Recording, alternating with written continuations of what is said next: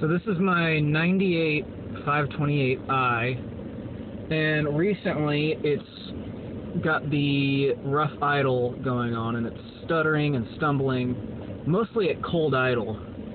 So as you can see, it's kind of hard to tell here, but there we go, that little stumble down. And now it's getting, it wasn't that bad before, but now it's getting to the point where if I say I'm getting on the freeway or something and I give it about, you know, a little bit of throttle, accelerate up to, say, from idle or 1500 up to 2500, it misses a lot, and it really cuts out and then finally cuts back in with a surge of power. So I've cleaned the idle control valve. That didn't help. I cleaned my mass airflow sensor. That didn't help. Spark plugs are new.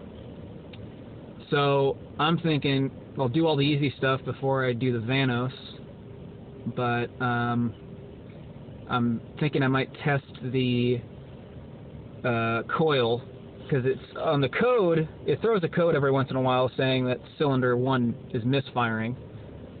So it could have a bad coil, or maybe an injector's bad.